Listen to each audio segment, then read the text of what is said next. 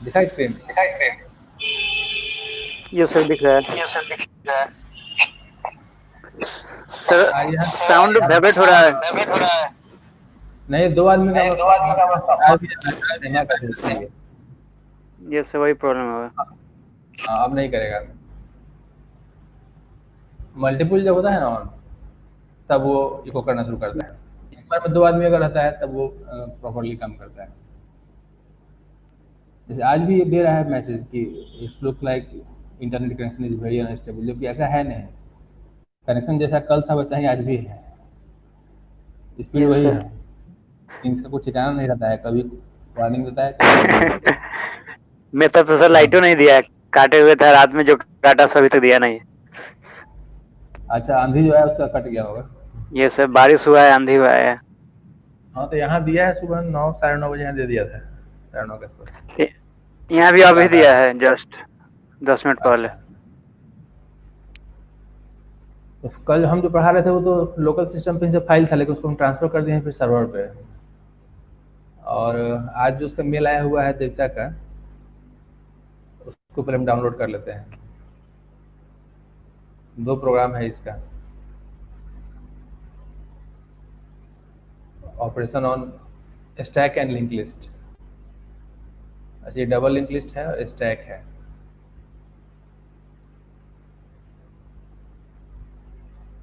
Double link list में तो एक ही था, केवल सर्च फंक्शन को ठीक करना था, बाकी हमको था सब ठीक। सर्च को नहीं, इंसर्ट सेट ठीक करना था। इसमें डाउनलोड होता है ना तो अपने आप कहीं चला जाता है। इसका प्रेफरेंस में जाकर सही करना होगा कि डाउनलोड होने पर पूछे ये कि कहाँ सेव करना है। तो अपने मन से क्या करता है कि डाउनलोड फोल्डर में डाल देता है। कहाँ से ये सही होगा? यहाँ पे डाउनलोड, ऑलवेज आस्क, ये सही है। तो पहला फाइल, इसका फाइल है ये वाला, operation on W link list. इसको क्या करते हैं कि इसका जो फोल्डर है देवता का उसमें डाल देते हैं, सेकेंड सेमेस्टर के अंदर। पहले उसके फोल्डर में या फिर हटाओ, मेन फोल्डर में प्लेस कर लेते हैं। ऑटोमेटिक इसी में चला जाता है। यहाँ सेव करो इसको, रिप्लेस। और दूसरा है stack menu based.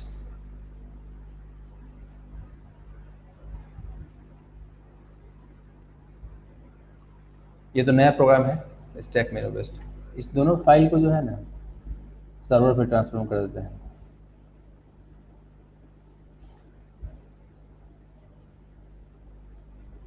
Files and folders,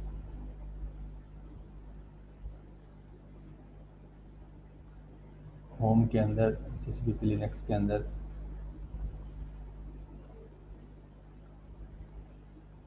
folder कहाँ गया वो वाला?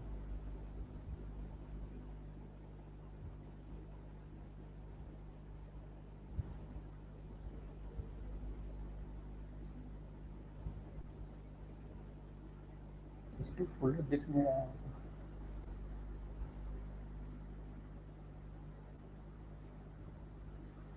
एक मिनट, इसका टर्मिनल देखना होगा, टर्मिनल में पता चलेगा।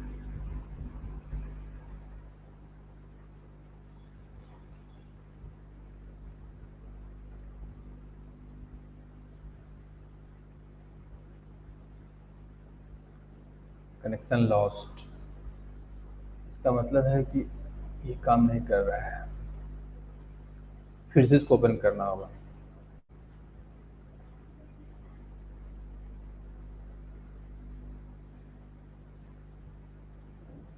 अब यहाँ से सेल में जाना है,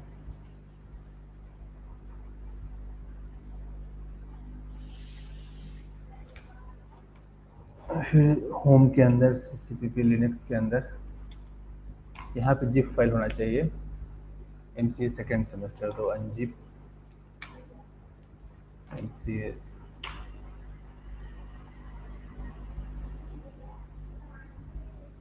तो ये ऑलरेडी एक्सट्रैक्ट किया हुआ है, एक मिनट।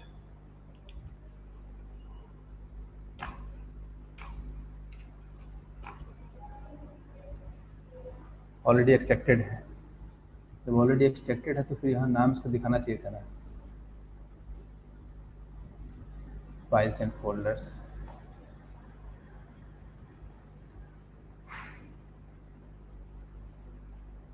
यहाँ फोल्डर का नाम आना चाहिए, आ गया।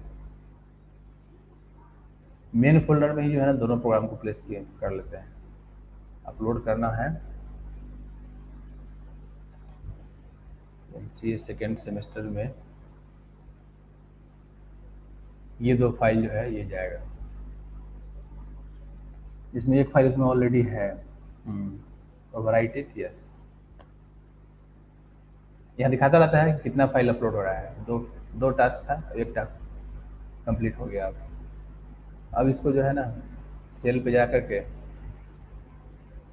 सेल पे जाने से अच्छा है इसको क्लोज करो, इसको क्लोज करो, बेहतर है कि सीधा इसका स्क्रीन खोल लिया जाए।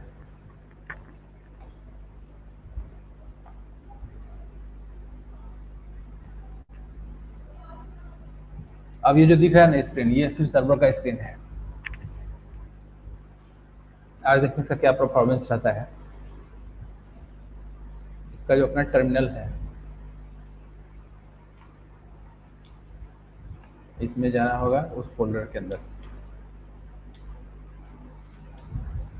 इसका परमिशन वगैरह चेक करना है सही है।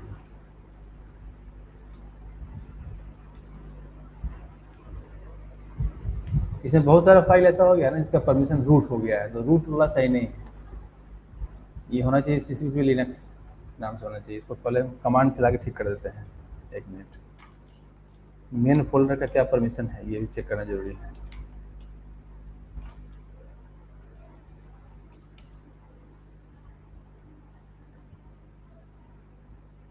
मेन फोल्डर हम लोग का है ये तो सही है। फिर इसके अंदर जो फोल्डर है इसका परमिशन भी सही है। यहाँ से परमिशन कुछ गड़बड़ हो गया हुआ है, इसके लिए कमांड चलाना होगा एक कि find minus type F minus EXEC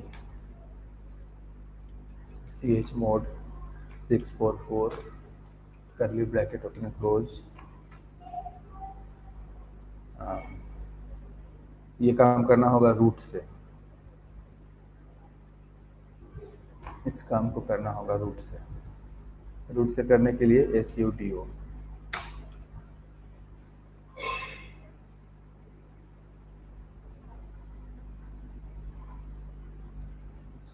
cc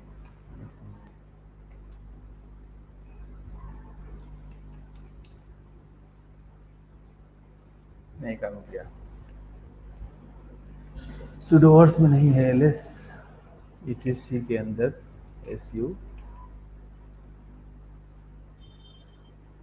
sudoers तो है इसमें लिखा हुआ sudo। अच्छा इसको बाद में कर लेंगे।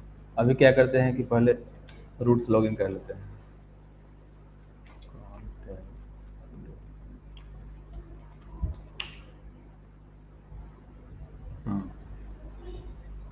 Last login fail, SSH notify there were enough failed log items since the last successful log।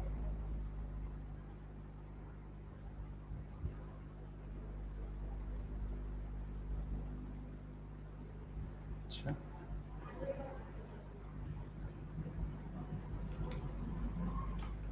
Then home,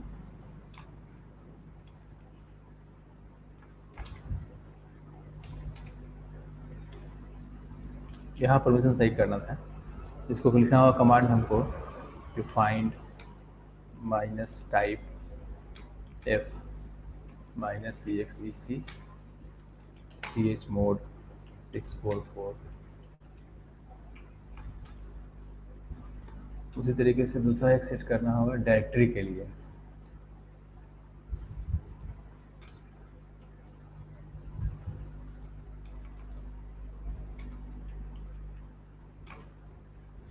अब ये सही हो गया परमिशन। अब जितना भी सब फाइल्स और फोल्डर्स होगा ना सबका परमिशन जो है वो CCP लिनक्स से होगा। नहीं अभी भी रूट से दिखा रहा है, लेकिन अच्छा, ओनरशिप चेंज नहीं किए। Control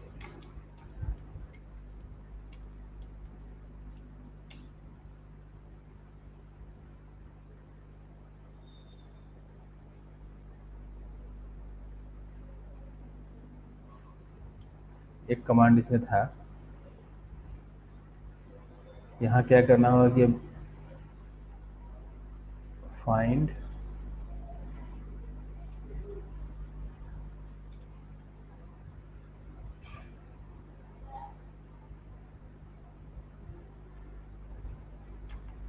ch own,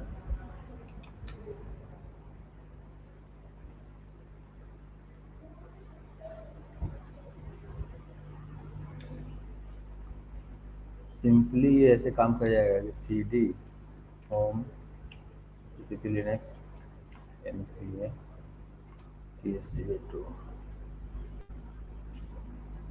ch own -r ccpp linux dot ccpp linux star.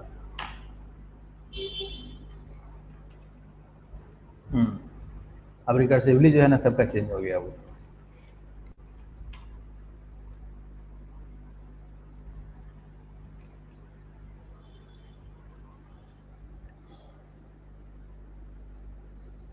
इस मेन वाले फोल्डर में अभी इसका जो फाइल आया है वो फाइल इसमें आ गया होना चाहिए। ओपन करेंगे, ये तो आ गया DWS लिंक वाला। होम के अंदर सेकेंड सेमेस्टर के अंदर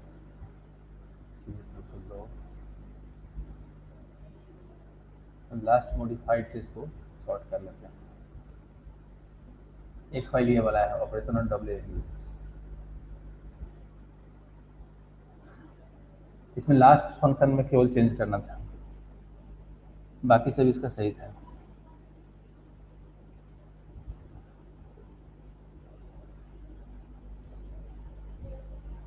अब ये लग रहा है कुछ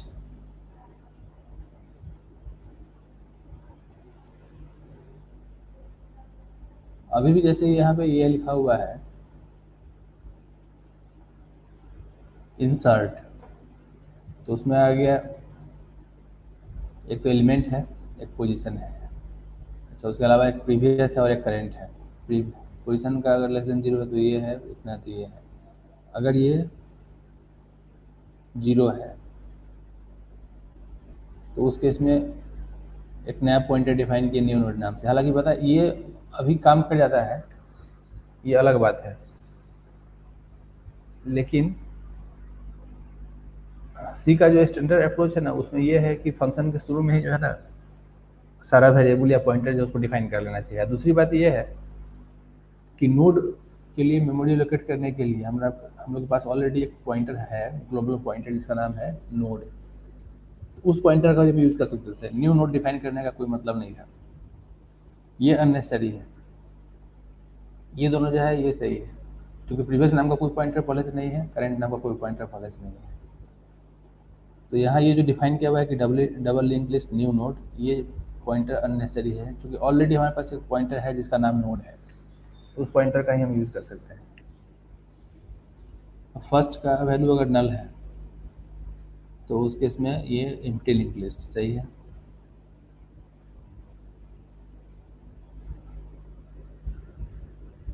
मतलब कि जिस समय कोई भी एलिमेंट नहीं है उस समय पोजीशन तो कुछ है नहीं, इसलिए उसके लिए मैसेज है। और अगर ये नहीं है, इसका मतलब है कि सम एलिमेंट हमारे पास है, तो उस केस में क्या लिखा हुआ है कि पहले मैलोक किया गया, मैलोक करने के बाद एलिमेंट गया डेटा वाला पार्ट में, और नोड के नेक्स्ट में अभी का जो फर्स्ट एलिमेंट है उसका एड्रेस चला गया नेक्स्ट में, और फिर नोड के प्रीवियस में नल चला गया, और फिर फर्स्ट के प्रीवियस में न्यू नोड हो गया, फिर first equal to new node हो गया। अब ये सही है,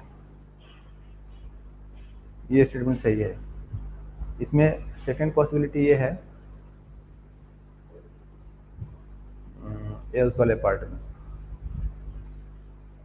कि डबल लिंक लिस्ट टाइप का फिर से एक पॉइंटर डिफाइन किए, बार बार ये फंक्शन को डिफाइन करना जो है ना जरूर सही नहीं है, हो सकता है कि कंपाइलर में एरर भी करें।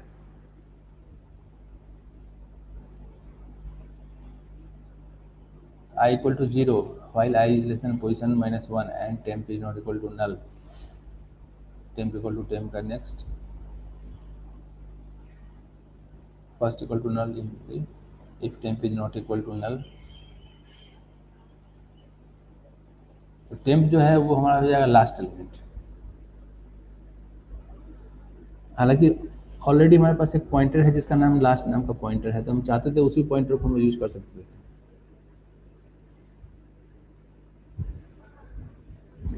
नया नोड आ गया,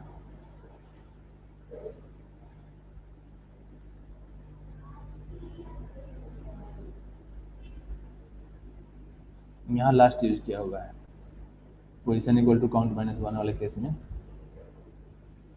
अगर लास्ट टर्मिनल है तो एम्प्टी है लिंक लिस्ट, और नहीं तो फिर करंट नोड के डेटा में एलिमेंट आ गया, करंट नोड के नेक्स्ट में नल चला गया, न्यू नोड के पॉइंटर में प्रीवियस चला गया, प्रीवियस में लास्ट किया, और यही लोड हमारा लास्ट नोड हो गया। लग रहा है कि सही है। अभी ये एक बार इसको रन कराते हैं प्रोग्राम को, तब ये क्लियर हो जाएगा। GCC and operations on double link list compile हो गया। ए dot out, first of all add an element. अच्छा, इस केस में अगर डायरेक्टली अगर लिखेंगे 6 तो आएगा कि link list is empty, link list is empty यहाँ लिखा हुआ आ गया, मतलब ये प्रोग्राम सही से काम कर रहा है। तो इसके बाद एक एलिमेंट को ऐड कर लेते हैं 23। अब अगर डिस्प्ले करेंगे तो 23 डिस्प्ले हो गया। 23 डिस्प्ले होने के बाद अब क्या करते हैं, एलिमेंट को इंसर्ट करते हैं 6 नंबर से। Internal element to be inserted into, मान लो 12 को इंसर्ट करना है और 0 पोजीशन पे इंसर्ट करना है। इसके बाद अगर उसको डिस्प्ले करते हैं, सही है, पहले 12 आ गया फिर 23 आ गया। अब एक बार टेस्ट करते हैं कि लास्ट पोजीशन पे इंसर्ट करने पे क्या होता है। तो लास्ट पोजीशन हमारा 1 है, तो फिर से 6 नंबर में गए। अब जिस एलिमेंट को इंसर्ट करना है, by the way that element is 10, और जहां हम इंसर्ट करना चाहते हैं उसका पोजीशन है 1। अब 3 करते हैं, तो ये एलिमेंट हमारा है वो लास्ट पोजीशन पे चला गया। अच्छा, अब इसके बाद फिर से 3 करो उसको, 3 नहीं अब 6। अब इंसर्ट करना है 5, पोजीशन इज 1, नाउ 3, तो 5 आ गया उस पोजीशन पे, 23 आ गया। अब ये प्रोग्राम परफेक्ट हो गया। डबल लिंक लिस्ट का जो प्रोग्राम है अब इसमें लगभग सारा ऑपरेशन इसके अंदर हो ही गया। 7 करो। नेक्स्ट जो फाइल है वो है स्टैक वाला, file open and then stack menu list, push an element, pop an element, show topmost element, show element at the bottom, calculate the size, show all elements। पहला तो ये स्ट्रक्चर हो गया, उसमें डाटा है, नेक्स्ट है stack type का 3 pointer है, टॉप, नोड और टेम्प।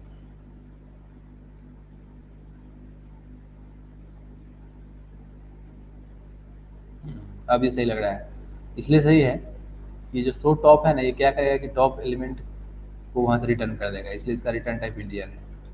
लाइकवाइज ये जो शो बॉटम है, ये क्या करेगा कि बॉटम एलिमेंट को रिटर्न करेगा, इसलिए इसका टाइप इंटीजर है। काउंट क्या करेगा कि सारे एलिमेंट्स को काउंट करके उसका काउंटिंग डिस्प्ले करेगा, डिस्प्ले नहीं करेगा, रिटर्न बैक करेगा वहाँ से। तो एक पुश हो गया, top element is %d, bottom element is this,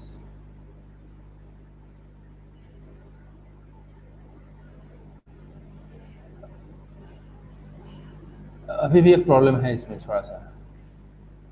जैसे ये वाला जो केस लिखा हुआ है ना 6, इसमें देखो इसमें क्या लिखा हुआ है, यहाँ पे प्रॉब्लम है। अगर मान लो कि कोई एलिमेंट हमारे पास नहीं है, तब क्या होगा ना कि ये प्रिंटफ काम करेगा,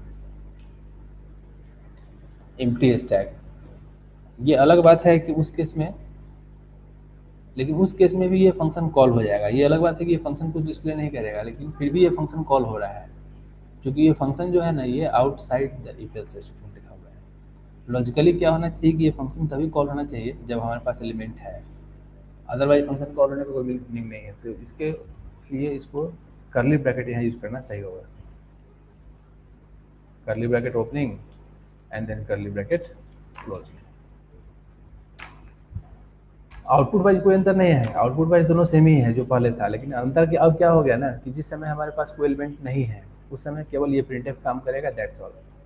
लेकिन अगर हमारे पास एलिमेंट है तो उस केस में पहले ये प्रिंटफ काम करेगा और उसके बाद ये फंक्शन कॉल हो रहा था। अभी क्या हो रहा था इसके पहले कि एलिमेंट नहीं होने के सिचुएशन में भी ये फंक्शन प्रिंटफ कॉल होने के बाद ये फंक्शन कॉल हो जा रहा था। ये अलग बात है कि फंक्शन कुछ डिस्प्ले नहीं करता है, लेकिन फंक्शन कॉलिंग हो रहा था। अब वो काम नहीं है। अच्छा, ये डिफ़ॉल्ट है, इसको थोड़ा सा इधर से लिखना होगा। ये पुश वाला फंक्शन हो गया। फंक्शन डेफिनेशन में नोड में एलोकेट किए, नोड का data equal to element, node का next equal to top, top equal to node. Pop में गया डिलीटेड एलिमेंट, हम कल लिख ही देते, वही वाला फंक्शन है। सो टॉप वाले में क्या लिखा हुआ है, यहाँ पे क्या है, ये लिखा हुआ है कि if top is not equal to नल,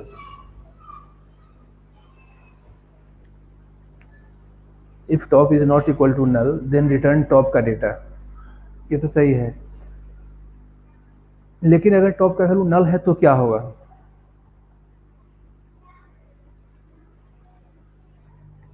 इसके बारे में तो कुछ लिखा हुआ है नहीं।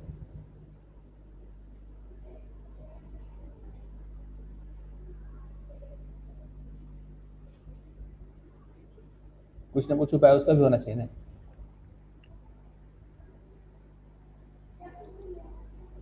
सो बॉटम में क्या हो रहा है कि बॉटम और C T equal to count, अच्छा temp equal to top, if top temp is not equal to नल।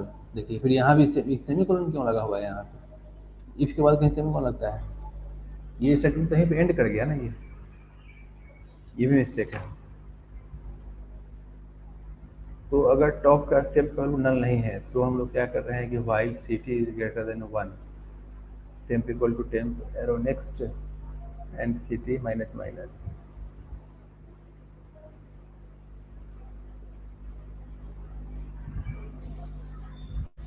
इतना जो कॉम्प्लेक्स लॉजिक लिखा हुआ है ना इसमें, इसका जरूरत ही नहीं था इसका, क्योंकि जो बॉटम एलिमेंट है उसका पहचान यही होता है कि जिस एलिमेंट के नेक्स्ट वाले कंपोनेंट में नल प्लेस किया हुआ है that is the bottom element. जिस एलिमेंट के नेक्स्ट वाले कंपोनेंट में नल प्लेस किया हुआ है that is the bottom most element. तो केवल एक ही कंडीशन से हमारा काम हो सकता था। जैसे हम लोग लिखते हैं कि while temp is not equal to null, जब तक टेम्प का वैल्यू नल नहीं है तब तक काम करना है, तब तक ये लूप चलेगा। जिस मोमेंट में उसका वैल्यू नल हो जाएगा ना, उसी मोमेंट में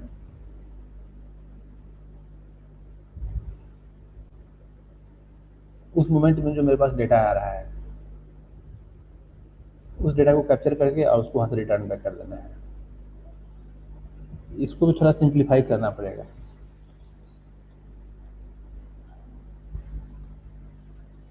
काउंट है, काउंट वाला तो हमको लगता है सिंपल होना चाहिए, वो तो total equal to 0, temp equal to top while temp is not equal to null, total plus plus, ये सही है। डिस्प्ले वाला भी बिल्कुल उस तरीके से हो जाएगा।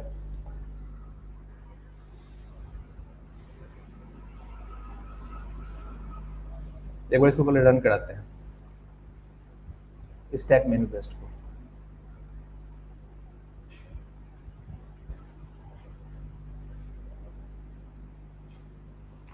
फाइल का नाम है स्टैक मेनू best, GCC stack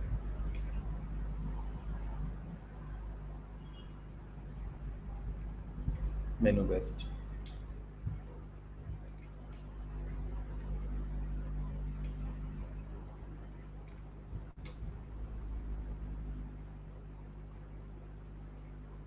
first time अगर हम क्या करते हैं कि so all elements 6 number empty stack, बहुत अच्छा।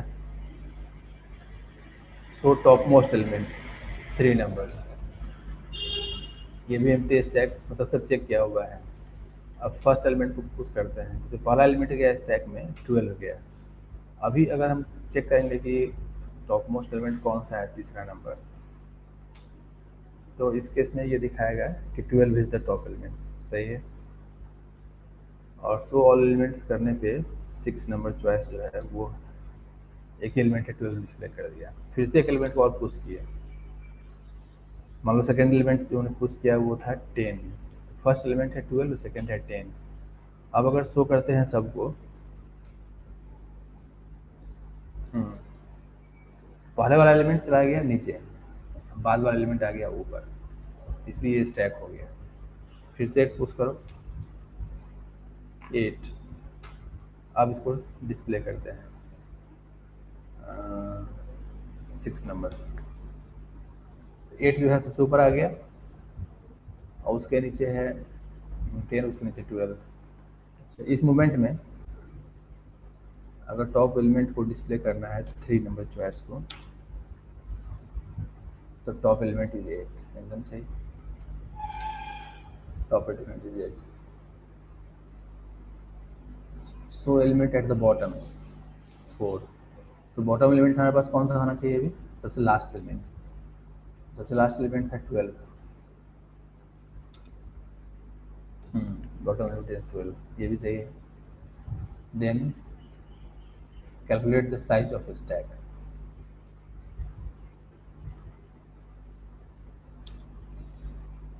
थ्री। अब एक एलिमेंट को डिलीट करते हैं, जैसे चॉइस नंबर 2, तो पॉप एलिमेंट इज 8 उसमें से खत्म हो गया। अब अगर 6 नंबर करेंगे, सो ऑल एलिमेंट्स 8 नहीं है, केवल 10 और 12 है। और इस मोमेंट में अगर बॉटम वाले को सर्च करते हैं 4, तो स्टिल वो 12 दिखा रहा है, सही है। और 6 का करते हैं तो 10 एंड 12, प्रोग्राम रन कर रहा है सही से। प्रोग्राम जो है एक बार किसी और को पॉप कर लेते हैं, सेकेंड को पॉप किया, फिर पॉप मेंटेन, फिर से पॉप कर लिया। अच्छा, अब मेरे पास कोई भी एलिमेंट नहीं है, अब अगर पॉप करते हैं तो एम्प्टी स्टैक आ गया। और चॉइस नंबर 2 नहीं 3 पे क्या दिखाएगा, एम्प्टी, और 4 पे भी आना चाहिए स्टैक इज एम्प्टी, और 6 पे भी आना चाहिए स्टैक इज एम्प्टी। चलो, ये प्रोग्राम जो है ना ये एकदम परफेक्ट हो गया स्टैक के लिए। अच्छा,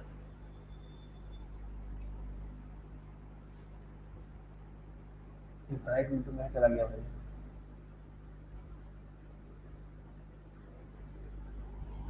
लगता है इसमें कुछ चॉइस वगैरह में कुछ लगता है प्रेस हो गया था।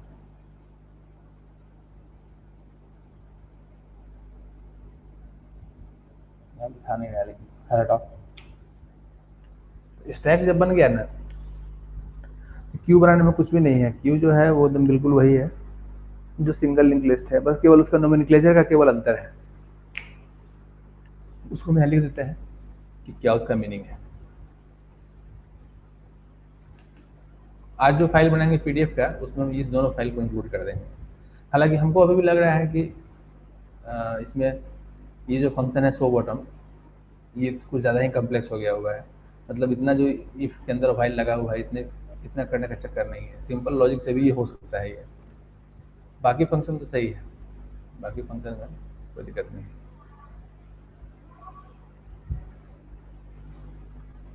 जो मेन फाइल है हम लोग का, उसका नाम है structure.txt,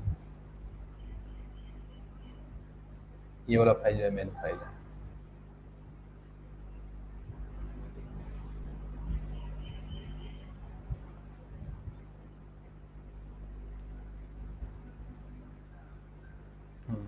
इसमें ये पॉइंट नंबर 19 था, अब ये हो जाएगा पॉइंट नंबर 20 और डेट दे देते हैं आज का मई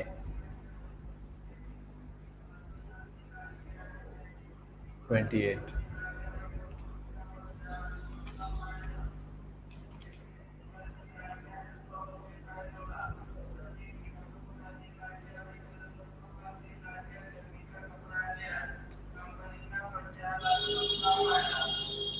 क्यू शॉर्ट में है इसका नाम FO, first in first out.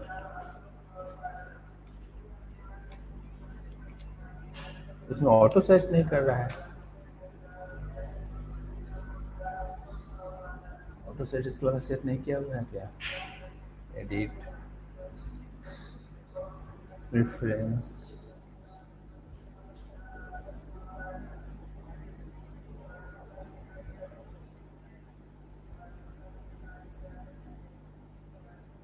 Editor के अंदर कंप्लीशन, कंप्लीशन तो किया हुआ है। अच्छा, ऑटो कंप्लीट ऑल वर्ड्स नहीं किया हुआ है, केवल सिंबल्स किया हुआ है। ये drop list of word on completion, इसको भी कर देते हैं। Apply okay. अब एक बार इस एडिटर को बंद करके खोलना होगा, तब ये प्रॉपरली काम करेगा।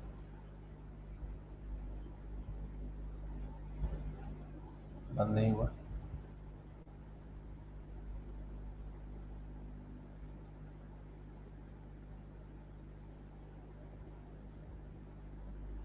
डेवलपमेंट के अंदर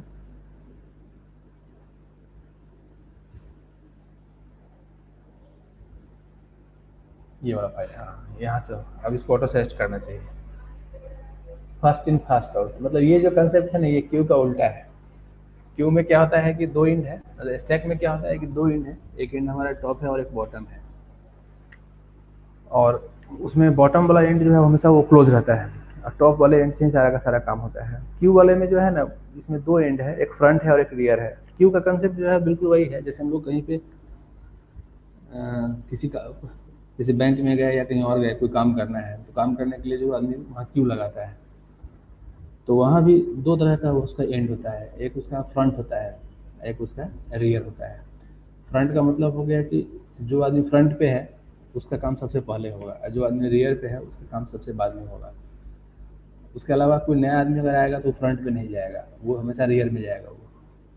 तो जो भी क्यू हमारे पास है ना, उस क्यू के पास हमेशा दो एंड होगा, एक एंड का नाम फ्रंट होगा, एक एंड का नाम रियर होगा। एडिशन करने का जो काम है, एलिमेंट जो नया ऐड होगा वो हमेशा रियर से होगा, और एलिमेंट जो डिलीट होगा वो हमेशा फ्रंट से होगा। ठीक है, तो ये सब स्टैक जो है और क्यू जो है, ये दोनों का दोनों जो है ना, वो लिंक लिस्ट का स्पेशल केस है। लिंक लिस्ट में है कि सारा फंक्शनलिटी है, हम कहीं भी एलिमेंट को इंसर्ट कर सकते हैं, कहीं से भी एलिमेंट को डिलीट कर सकते हैं, वो हमारे अपने कंट्रोल में है। यहाँ पे क्या है कि उसको बांध दिया गया है, इसीलिए इसका स्पेशल नाम दिया हुआ है। तो उसको थोड़ा यहाँ मेंशन कर देते हैं। उसी के अकॉर्डिंगली क्या करना है कि फंक्शन का नाम डिफाइन करना है, उसी के अकॉर्डिंगली पॉइंटर का नाम डिफाइन करना है, और बाकी जो प्रोग्राम होगा वो प्रोग्राम लिंक लिस्ट वाले से आसान ही होगा। तो एक queue is a list of elements, अब सेट कर रहा है ये।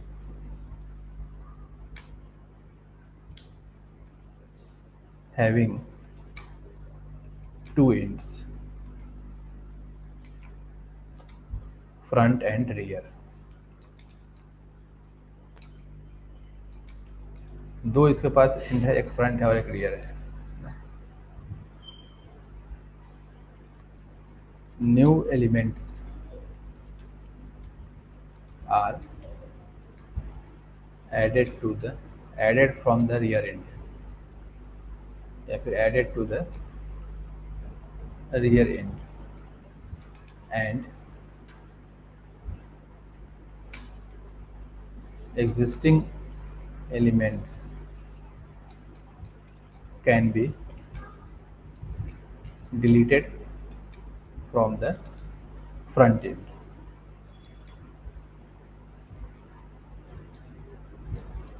So both ends of this list are open, but one end is open for addition of new element and other end is open for deletion of deletion of old element.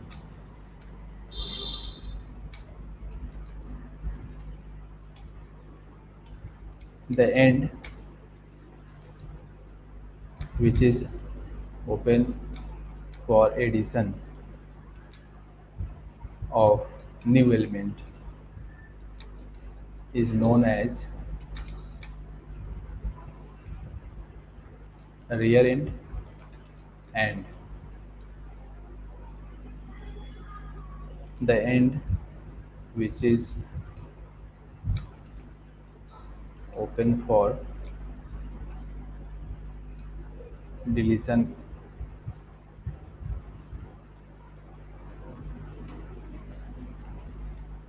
of old element is known as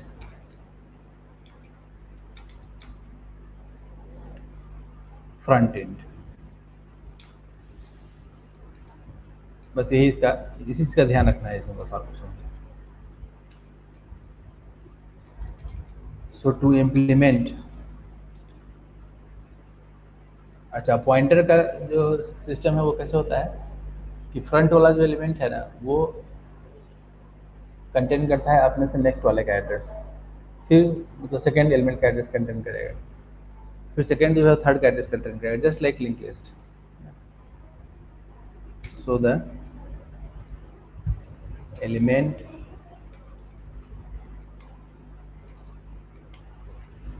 at the front end is considered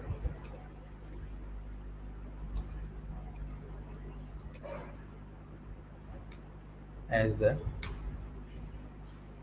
first element of the queue. The first element of the queue contains address of the second element, address of the second element. Then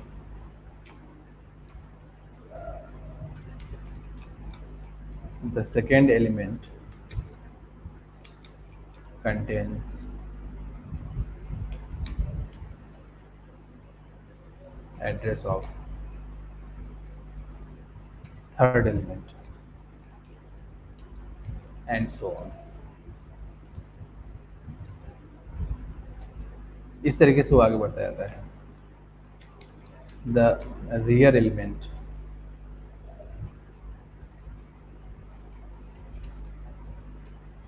contains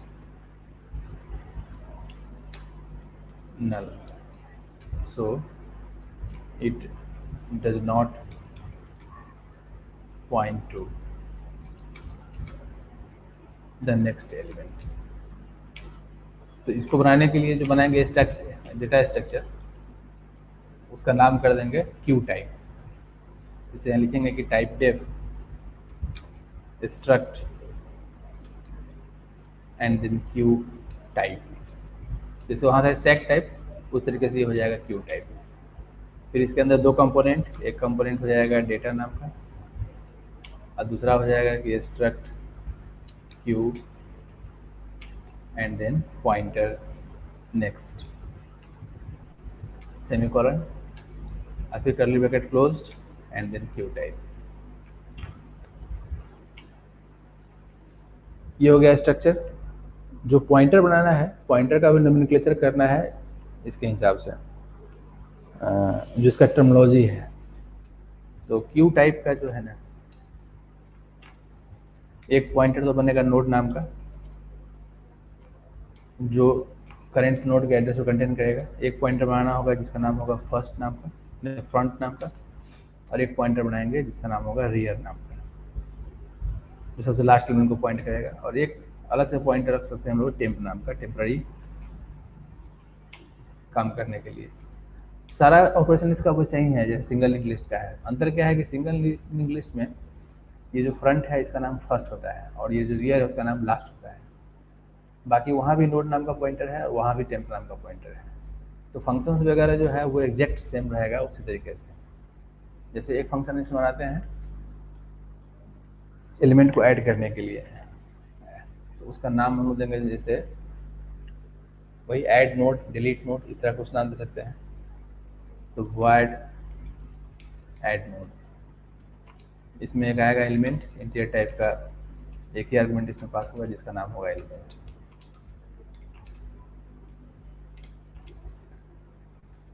अब operation जितना था link list में, single link list में वही से operation यहाँ भी चलेगा। जैसे पहले लिखना होगा कि node equal to Q type का pointer malloc and then size of Q type. Then ये नोड्स नहीं होगा, ये नोड होगा, ये क्योंकि नोड्स नाम का कुछ पॉइंटर है नहीं।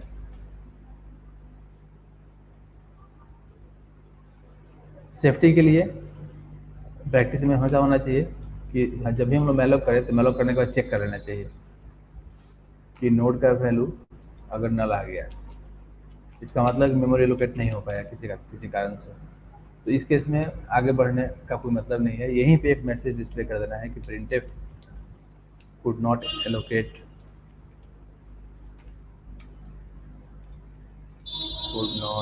allocate memory for node, full stop. और यहीं से क्या करना है कि इसको रिटर्न भी कर देना है ताकि नेक्स्ट काम इसमें नहीं हो। अब अगर मेमोरी एलोकेट अगर हो गया तो उस केस में नोड का जो डेटा है इसमें एलिमेंट चला जाएगा, फिर नोड का जो नेक्स्ट है उसमें नल आ जाएगा। फिर चेक करेंगे कि अगर यहाँ फर्स्ट तो है नहीं, फ्रंट है, कि अगर फ्रंट का वैल्यू पहले से नल है अगर, तो current node is the front node, यहाँ लिख देंगे कि फ्रंट इक्वल टू नोड।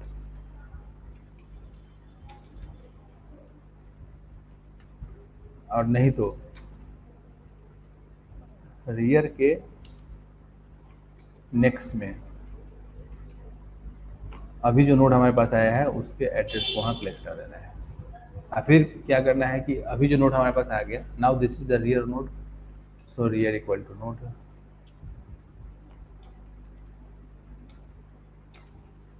ये फंक्शन हो गया। तो इस फंक्शन को जब ध्यान से देखोगे ना पता लगेगा कि बिल्कुल वही है जो सिंगल लिंक लिस्ट का फंक्शन था, एग्जैक्ट वही है, उसमें कहीं कोई अंतर नहीं है। अंतर केवल इतना है कि वहाँ फर्स्ट हम लोग टर्म यूज करते थे, यहाँ पे फ्रंट यूज करते हैं, इतना ही का डिफरेंस है। और वहाँ लास्ट यूज करते थे तो लास्ट के बदले हम लोग यहाँ पे क्या कर रहे हैं, रियर यूज कर रहे हैं। एक फंक्शन ये हो गया। दूसरा हम लोग फंक्शन बना सकते हैं एलिमेंट को डिलीट करने का फंक्शन। तो यहाँ एलिमेंट का जो डिलीशन होगा ना वो कहाँ से होगा, वो हमेशा अपने से लास्ट वाले से, सबसे लास्ट नहीं, फ्रंट का जो एलिमेंट होगा ना वो हमेशा डिलीट हो जाएगा वो। तो एक फंक्शन बनाते हैं इंटीजर टाइप का, वो वैल्यू रिटर्न करेगा और उसका नाम होगा डिलीट नोड। पोजीशन तो इसमें फिक्स ही है कि जो एलिमेंट अभी फ्रंट पे है उसको डिलीट करना है। तो टेम्प पहले एक वेरिएबल डिफाइन कर लेना है कि int deleted node,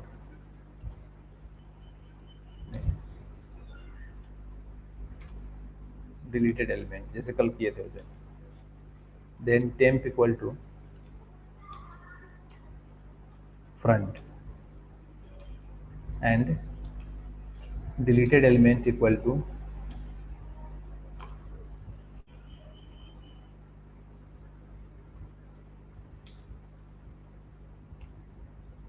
temp arrow data.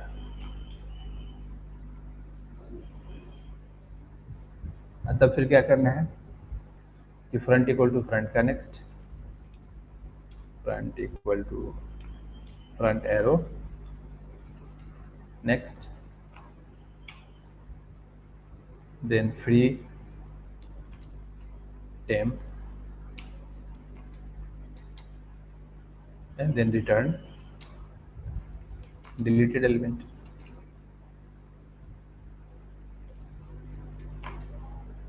तो ये फंक्शन हो गया किसके लिए, ये हो गया एलिमेंट को डिलीट करने के लिए। क्या हम लोग कर रहे हैं कि अभी जो एलिमेंट फ्रंट पे है उसके एड्रेस को टेम्प में स्टोर कर ले रहे हैं, अब फिर उस नोड का जो डेटा है उसको डिलीटेड एलिमेंट में स्टोर करके फिर फ्रंट को एक आगे खिसका लिए कि front equal to front arrow next. इसके बाद पहले जो ओरिजिनल फ्रंट था उसको फ्री कर लिया, फ्री करने के बाद उसके डेटा को स्टार्ट कर दिया। अगर डिस्प्ले करना है कि void show क्यू, क्यू के एलिमेंट्स को अगर डिस्प्ले करना है तो यहाँ बिल्कुल वही लॉजिक चलेगा जो लॉजिक हम लोग अभी तक यूज करते आ रहे हैं कि टेम्प इक्वल टू फ्रंट, चूँकि फ्रंट से स्टार्ट करना है और लास्ट से चले जाना है। और फिर यहाँ while temp is not equal to null, temp is not equal to null. जब तक टेम्प का वैल्यू नल के बराबर नहीं है तब तक क्या करना है कि printf and then %d/n then temp arrow data and then temp equal to temp, एक लाइन फिर चला गया, temp equal to temp arrow next।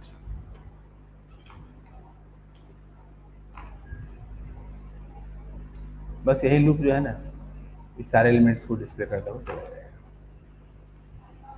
बाकी इसमें ऑपरेशन और क्या हो सकता है, सिंपल ऑपरेशन है जैसे कि क्यू का साइज काउंट करना। उसके अलावा सर्चिंग हो सकता है कि कोई एलिमेंट हमारे पास इस क्यू में है नहीं, उसको हम सर्च कर सकते हैं।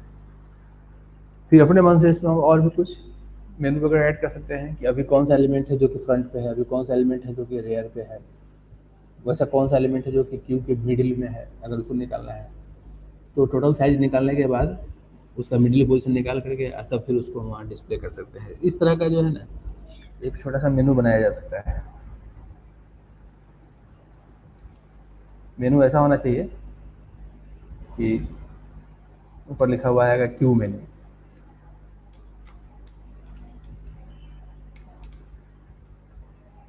चॉइस नंबर 1 में add an element, choice number 2 में डिलीट एन एलिमेंट। तो जैसे ये ऐड एन एलिमेंट है ये काम करेगा ना, तो ये क्या करेगा कि क्यू में एक नया एलिमेंट ऐड करेगा उसका रियर वाले पार्ट पे, और डिलीट जो है वो क्या करेगा एक एलिमेंट को डिलीट करेगा उसके फ्रंट वाले पार्ट से। बीच में हम इसमें इंसर्ट नहीं कर सकते हैं, वो रेस्ट्रिक्टेड है। उसके अलावा हम साइज उसका डिस्प्ले कर सकते हैं, इस साइज ऑफ क्यू जो बना हुआ है उसका साइज क्या है। चौथा फ्रंट एलिमेंट, चाहे फिर एलिमेंट एट फ्रंट।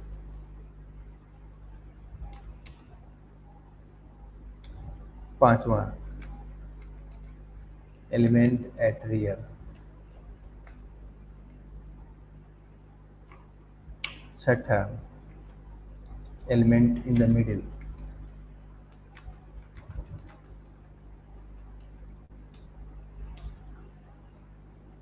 सातवां सर्च फॉर एन एलिमेंट, ये फाइंड आउट करना है कि कोई एलिमेंट उस क्यू के अंदर है कि नहीं है। इस तरह का ऑपरेशन जो है ना, बहुत सारा ऑपरेशन हो सकता है, वो डिपेंड करता है कि क्या हमारा रिक्वायरमेंट है। लेकिन हमको लगता है कि बेसिक जो है, ये फाइल का क्लोज हो गया, फिर से ओपन करना, कम से कम उसमें इतना मेनू होना चाहिए। बाकी प्रैक्टिस करने के लिए हम उसमें और भी चीज़ ऐड कर सकते हैं, वो अलग चीज़ है। 7 आ गया, 7 एलिमेंट हो गया, 7 मेनू उसके अंदर ऐड है, डिलीट है, साइज है। उसके बाद सारे एलिमेंट्स को डिस्प्ले करने का इसमें कहीं नहीं लिखा हुआ है, तो एक मेनू देना होगा कि शो ऑल एलिमेंट्स।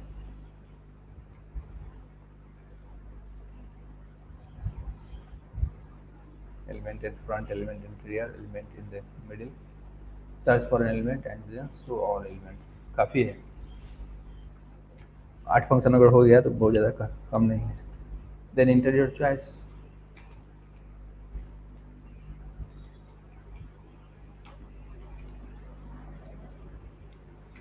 इसको बना लेना है, ठीक है। इसको बनाने के लिए जितना ऊपर हम हिंट लिखे हैं, इसी से हमको है काम हो जाएगा। ये एक फाइल बनाना होगा, कैसे है ना, यहाँ पे स्टैक मेनू बेस्ड, वैसे एक बना लेना कि क्यू मेनू बेस्ड, और उसके अंदर ये स्ट्रक्चर डिफाइन करना है। स्ट्रक्चर डिफाइन करने के बाद बेहतर ये होगा कि जैसे हम लोग शुरू में डिस्कस किए थे प्रोजेक्ट वाले के हिसाब से, कि एक हेडर फाइल होना चाहिए, एक उसका लाइब्रेरी फाइल होना चाहिए, और एक उसका मेन फाइल होना चाहिए। तो उस तरीके से जो है ना, एक फोल्डर बना के तब उसमें काम करो, तब ज़्यादा अच्छा होगा। या फिर सिंप्लिसिटी के लिए हम ऐसा भी कर सकते हैं कि अभी जैसे ये वाला प्रोग्राम बना है स्टैक मेनू बेस्ड, इस तरीके से भी काम कर सकते हैं जैसे हम लोग कर रहे हैं। क्यू को इम्प्लीमेंट करने के बाद जो नेक्स्ट जो कंसेप्ट आता है, वो कंसेप्ट है ट्री का, ठीक है। उसको इसके बाद उसको डिस्कस करना है। एक फाइल हम चेक करना चाह रहे थे, एक मिनट रुक जाओ।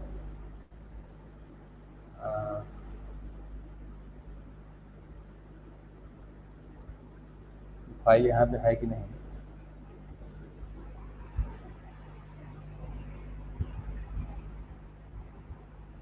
इस पे तो नहीं दिख रहा है।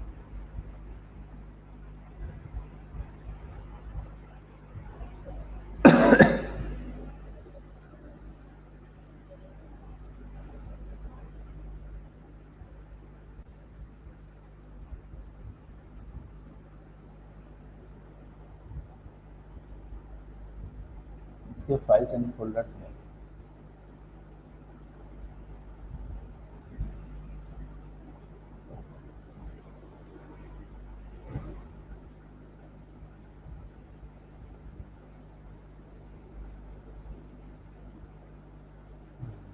यहाँ पे फाइल है ये reply.g, इसको बिना डाउनलोड करते हैं, ठीक है। यहीं पे सेव हो जाएगा। थोड़ा बड़ा साइज का फाइल है, लेकिन हो सकता है कि इसमें वो वाला प्रोग्राम हो। एक प्रोग्राम था मेरे ध्यान में, एक ऐसा प्रोग्राम है जिसमें कि एक ही एक्सरसाइज में जो है ना, तीनों का एग्जाम्पल दिया हुआ है। उसी में तो एक सिंगल प्रोग्राम है, उसी प्रोग्राम में स्टैक भी है, उसी में क्यू भी है, और उसी में लिंक लिस्ट भी है। तीनों का एग्जाम्पल एक ही में दिया हुआ है। काफ़ी अच्छा प्रोग्राम है वो।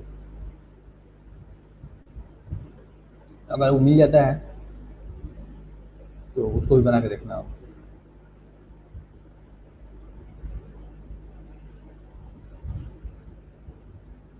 हो सकता है किस फोल्डर में हो।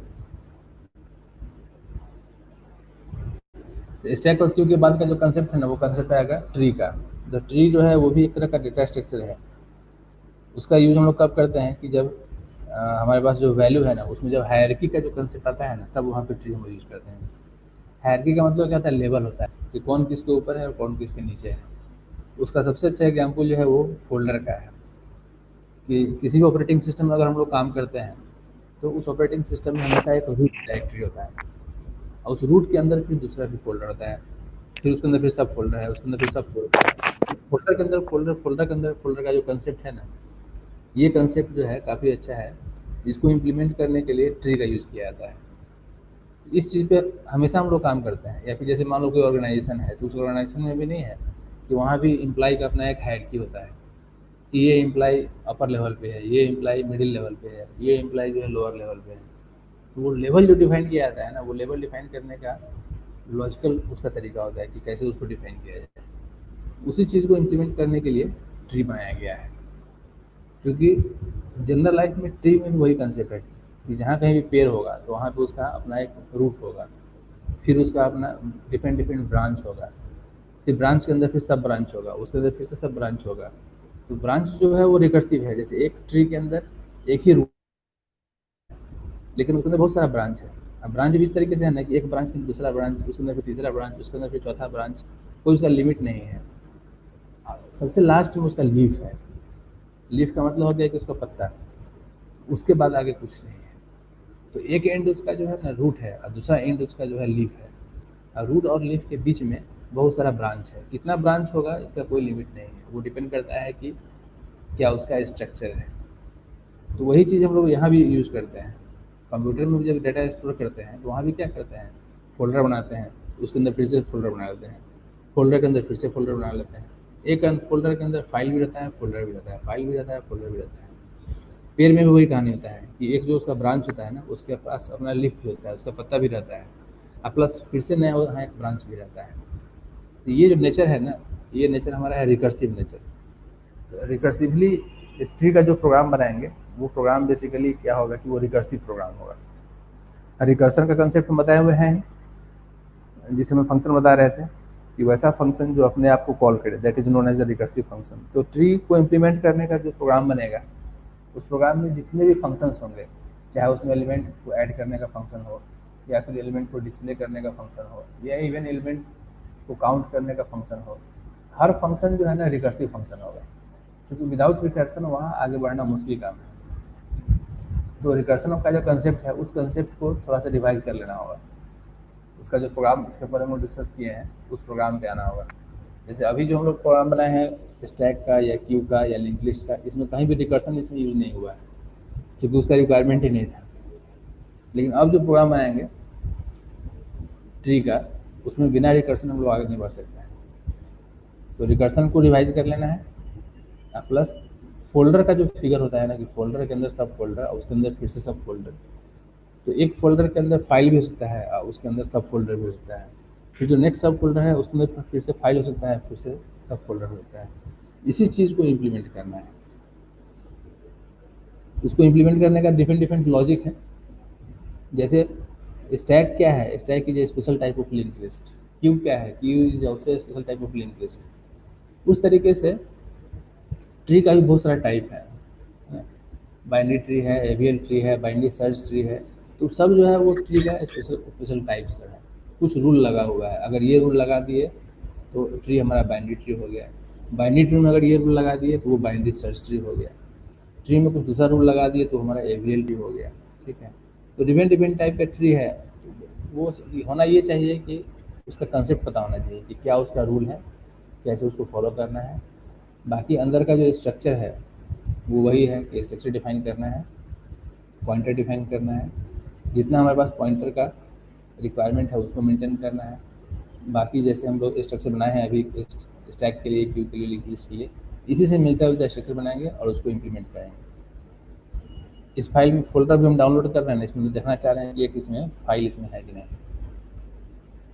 तो बहुत तो वो लंबा फाइल, फाइल है।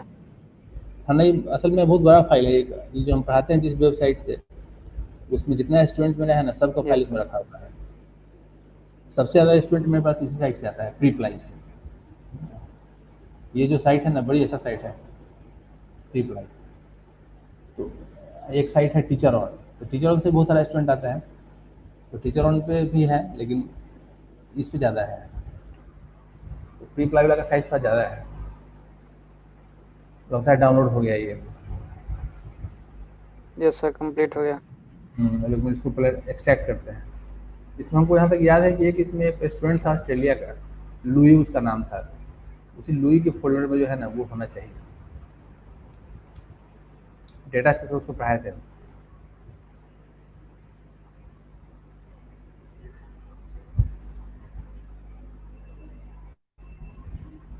इस पे तो बहुत इंक्वायरी आता है, प्री अप्लाई वाले पे इतना इंक्वायरी आता है, इतना इंक्वायरी आता है, इतना स्टूडेंट इस पर आता है।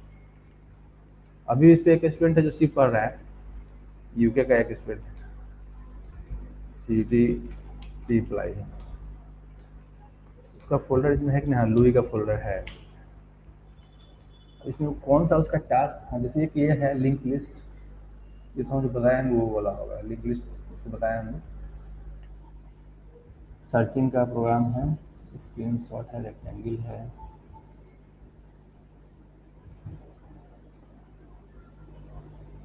अभी इसमें गेस करना मुश्किल है कि कौन सा फाइल उसका जो है।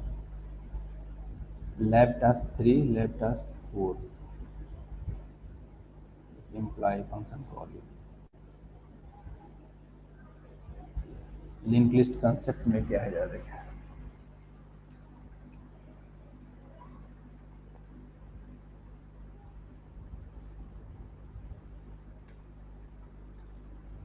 एक मिनट, इसको फोल्डर में, इसको फाइल मैनेजर में इसको खोल देंगे, तब वहाँ से जो है ना वो प्रॉपरली दिखेगा। वो प्री अप्लाई के अंदर इसका नाम था लुई, कहाँ गया उसका फोल्डर? लुई। ये है स्टूडेंट चाइनीज, नाम से इसका लगता है, लेकिन रहता यस है सर, चाइनीज है लो ये। लेकिन रहता है ऑस्ट्रेलिया में, चाइना में रहता नहीं है। पेमेंट कैसे करता होगा सर इसे? सब ये इसका है, उसका वेबसाइट है, वहाँ से मतलब अकाउंट जुड़ा हुआ वेबसाइट रहता है, अकाउंट है ऐसा। वो प्री अप्लाई है और ना, प्री कनेक्ट हो अप्लाई जाता से है। जुड़ा हुआ है, यस प्री सर। अप्लाई से आता है वो। प्री अप्लाई पे वो बैंक अकाउंट जोड़ना पड़ता है, तब फिर वहाँ से वो अकाउंट से अकाउंट आता है। जो कंट्री का है वो कंट्री में कन्वर्ट हो जाता है उसका बैलेंस ना। कन्वर्ट करके लास्ट में यहाँ कन्वर्ट होकर यहाँ आ जाता है। ये क्वेश्चन 1, क्वेश्चन 2, क्वेश्चन 4 का क्वेश्चन 4 देखिए क्या है।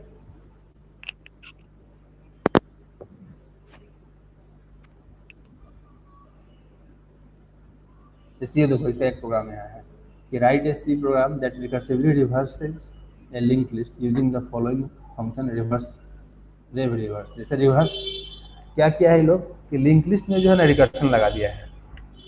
You have to create your own link list and use the below function as a reference to reverse the link list recursively.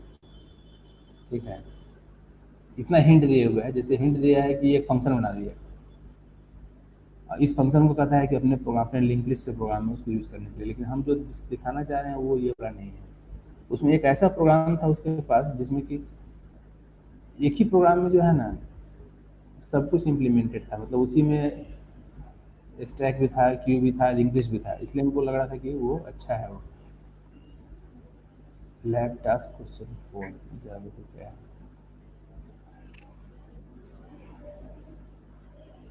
नहीं तो कुछ है नहीं। अच्छा, क्वेश्चन 3,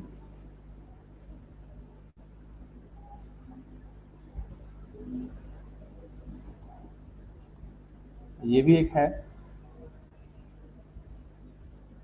हालांकि इसमें फाइल पॉइंटर यूज किया हुआ है, फाइल तो बाहर नहीं है फाइल पॉइंटर,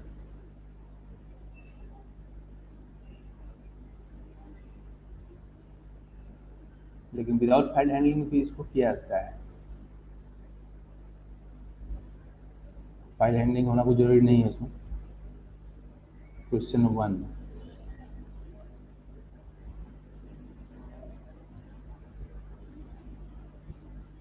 एक टाइम डिफरेंस का था।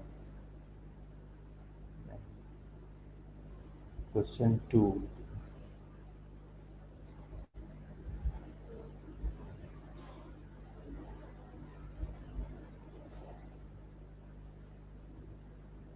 ये स्टूडेंट का था।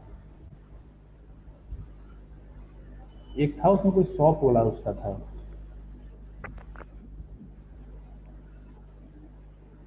क्वेश्चन 6 11, लेकिन पीडीएफ फाइल इसमें हमको नजर नहीं आ रहा है।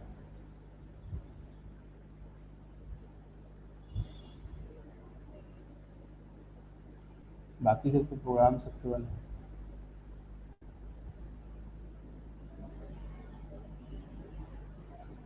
क्वेश्चन 3 का पीडीएफ है नहीं इसमें।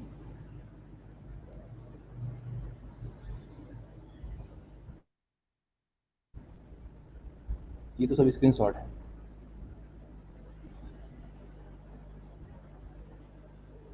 ये अलग चीज है, कोई बात नहीं था।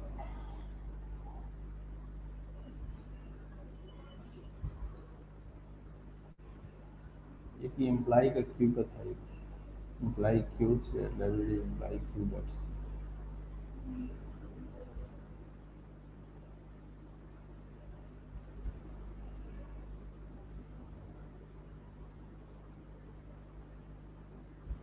इसमें नहीं है, एक मिनट को टर्मिनल से सर्च करके हम देखें एक चीज़, उस फाइल में ऐसा कोई फाइल है कि नहीं है।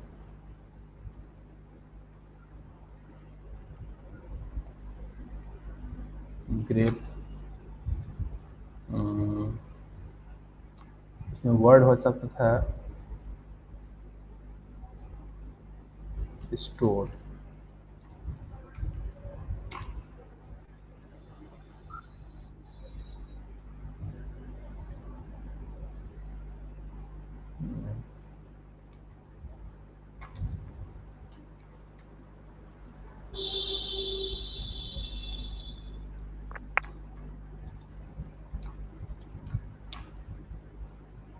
नहीं है डॉट का, छोड़ डॉट, उसे मतलब नहीं।